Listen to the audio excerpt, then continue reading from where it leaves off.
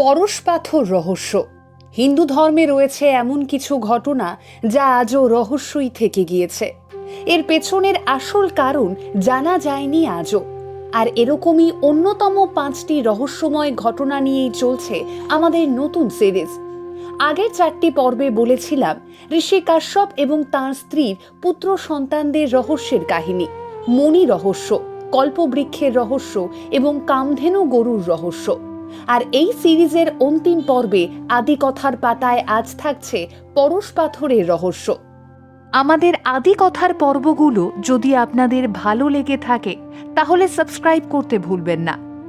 সুদূর অতীত থেকেই পরশ পাথর নিয়ে সাধারণ মানুষের মধ্যে রয়েছে নানান ধারণা।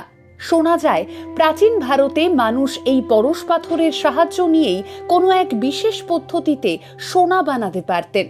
তবে এই ঘটনা আদতে কতটা সত্যি তা নিয়ে আজও সংশয় রয়েছে।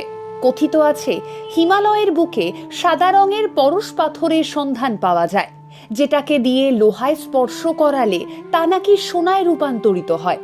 তবে কি এই কারণেই প্রাচীন ভারতে কোনো রকম খনন কার্য ছাড়াই বিপুল পরিমাণ সোনা ছিল? প্রশ্নটা থেকেই যায়, ভারতের মাটিতে এত সোনা এলো কি করে? ভারতবর্ষের একটা বিরাট সংখ্যক মন্দির স্থাপন করা হয় সুদূর অতীতে, আর সেই সব মন্দিরের কারুকার্য থেকে গঠনমূলক কাহিনী সবটাই ইঙ্গিত দেয় তৎকালীন সময়ের সামাজিক পটভূমির। আর সেই মন্দিরগুলোর বেশিরভাগই আজও সঞ্চিত রয়েছে তৎকালীন সময়ের কয়েক টন সোনা। কোথাও দেবতার রথ তৈরি হয়েছে সোনা দিয়ে, আবার কোথাও দেবতার মূর্তি সোনার। অতীতে ভারতের রাজা মহারাজাদের পোশাক থেকে সিংহাসন কিংবা রাজমহল সর্বত্রই ছিল নজর কাড়া সোনার কারুকার্য। এমনকি এখনো শোনা যায় ভারতবর্ষের বেশ কিছু গুহা এবং সুড়ঙ্গে রয়েছে তৎকালীন সময়ের উল্লেখযোগ্য পরিমাণ সোনা। তবে কি সত্যি পরশ পাথরের সংস্পর্শে সোনা বানানো সম্ভব?